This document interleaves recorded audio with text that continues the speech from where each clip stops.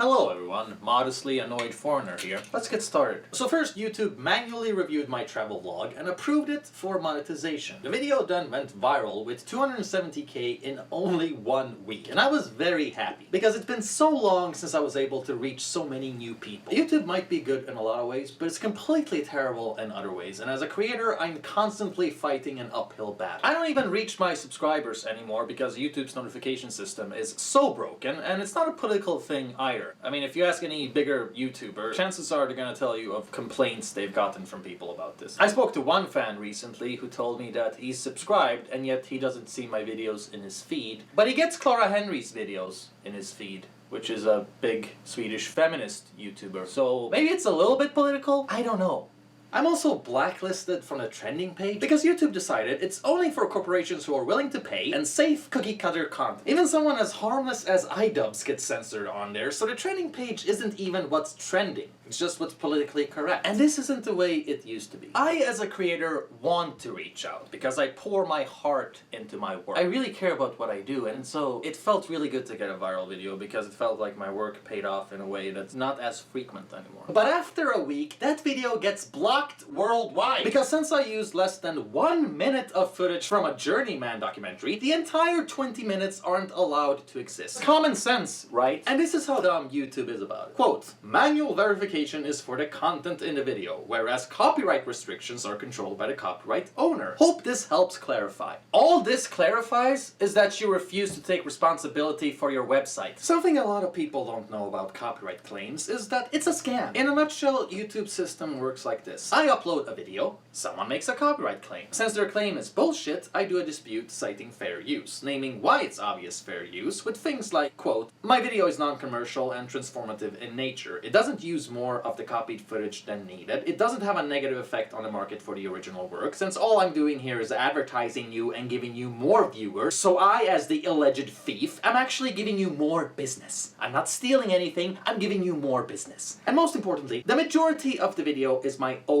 original content. It's not like I copyright raped anyone here and stole all their work and credit. All I did was use a very short clip to prove an already existing point. So essentially, my counterclaim is made up of common sense and meets the legal definition of fair use. But that doesn't matter, because at the end of the day, copyright restriction is controlled by the copyright owner. So what's the point of even being able to file a counter dispute? You're not relying on the US Constitution here, or whatever free speech legislation exists in the country where YouTube is located. Instead, the one who gets to decide is the person who claimed the copyright. So if anyone merely doesn't like how their content is used, they can take the video down even if it doesn't violate fair use. Do you understand how absurd this system is? What's the point of being able to file a counter dispute if the one who gets to decide the video's fate is the copyright claimer? The copyright claimer could be completely wrong, so why give them the ultimate power? Accept responsibility for your site instead. What happens with a system like this is that I could make a video critical of Sweden's public service media, and if the public service doesn't like it, they could just say, nah, don't feel like it, and YouTube will be on their side. That's precisely what's happened to me before, only that case I was lucky enough to only have someone steal all the ad revenue, instead of the video getting blocked worldwide. So essentially, YouTube is just potentially punishing people speaking out against corruption and shutting down debate that's much needed. So even though H3 is being very nice when he tries helping people with copyright claims, it's ultimately useless. The claim and counterclaim system only exists to fool YouTube's customers that there's a chance for justice as a creator. Which is why I have such a big problem with YouTube's CEO going out and encouraging YouTubers to speak out against Article 13, the European Union legislation which would essentially ban memes. Susan says that the European Union could severely annihilate all the creativity and fun content that exists on YouTube. Susan says that too much copyright is bad because it stifles innovation. And yet here I am as a creator being punished by Susan's company because I'm following fair use, which they don't even bother enforcing on their own website. This is especially infuriating considering the fact that I would like to be able to back Google up on this. business. I would love nothing more than being able to side with this big company and opinion make together to guarantee a global platform of free speech and creativity. But how am I supposed to do that when the company itself violates these very virtues? Don't complain about the European Union until you fix your own company first, because right now it's operating about as corrupt. Which brings us back to the trending page, because that's another example of how YouTube's gotten sloppy. Logan Paul gets on the trending page with a dead body making fun of suicide, and it only gets deleted after the massive backlash, both from mainstream media and social media. Because Logan Paul is popular and connected to Disney, so they'll make special rules for him, as they do with others. Downplaying racism against white people gets the trending page in Sweden, with measly 66,000 views in a week. While me talking about Sweden's election got over 100,000 views in a week, yet nothing. I'm not allowed on trending, which basically means I'm not allowed to reach new people organically. I'm generally restricted from spreading. And my video is monetized, so clearly it's not violating YouTube's rules. So what's the deal here, YouTube? Why call it the trending page when it's not the most popular videos that get on there? Clearly you handpick who gets on there, so what are your requirements? Why don't you tell people your rules so they can play by them better, instead of arbitrarily punishing people who spent a whole week putting a video together? Since you manually reviewed my Germany video, I would have preferred if you told me what's wrong from the beginning so I could edit that part out. Now I have to hope that the Journeyman Pictures are nice enough to turn down their own copyright claim, because in a lot of cases these things are automatic. And if not, I might have to delete 300,000 views for absolutely no real reason. You watched the whole fucking video, and you should be aware of your own rules, so why didn't you communicate the problem from the get-go? See, that's really all it comes down to. Lack of communication. YouTube excels in this area. They constantly implement new features or make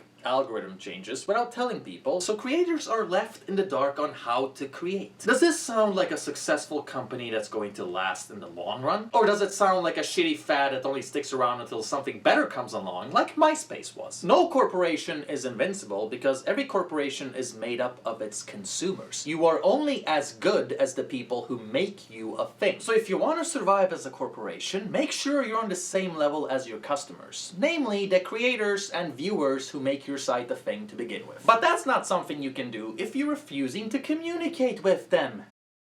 I mean, Jesus, I as a creator am forced to accidentally discover how this site operates. For example, the heart function. Apparently, clicking this gives the comment the same status as a top voted comment, pushing it up ahead of all other comments, allowing creators to shape their comment section after the people who make the best points. Great feature. Really interesting idea. No information. I only discovered how this works out of pure luck. Is that how you run a successful company? Why even implement the feature if you're not gonna tell people what it does? Don't you want people to use it properly? This is the complete opposite of optimization, and trust me when I say that this is their corporate norm. It applies to other areas as well, such as the subscription system, and Nerd City did a really good video naming other examples, explaining the headache that we YouTubers have to put up with. So do check that video out if you want to see more where I'm coming from. To me, it's obvious that YouTube doesn't think of its viewers as intelligent people capable of reasoning. Because if they did, they would actually trust us enough to tell us what's going on with all their updates. They don't.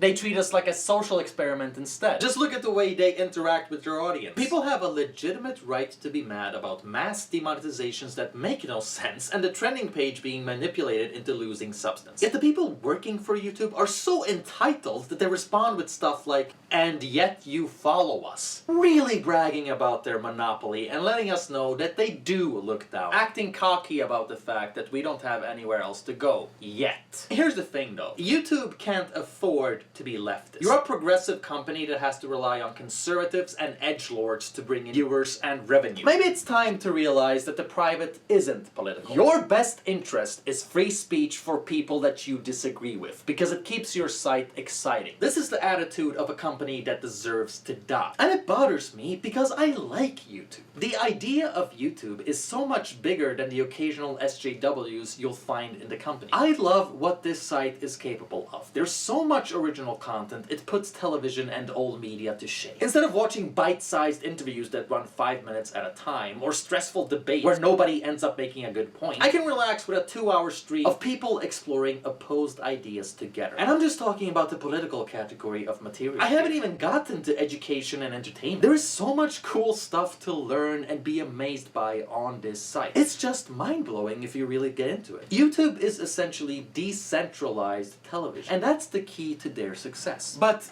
is YouTube even aware of this? What makes them great is that it's by the people, for the people. You broadcast yourself. That's the core principle. And so the people also get to decide what deserves to be popular, and therefore the site is always prone to success. But that's changed here. I mean, that changed the moment they started pampering with the trending page. And so here I am left in a shitty position as a creator. My video isn't gonna keep going viral because this put a dent in the growth. YouTube killed the hype. What keeps a video growing this fast is all the people flocking to it and reacting, leaving comments and likes or dislikes. But since it disappeared for days on end, that process is now interrupted. So all that really happened here is that YouTube approved a video for monetization, then got fucked by their own algorithm/copyright system. So now everyone just loses money. I lose out on a shitload of monetized views, and so do the companies that invest in YouTube, and so does YouTube. So who actually benefited from this? Can someone please explain that to me? Because I'm pretty sure it's not Germany.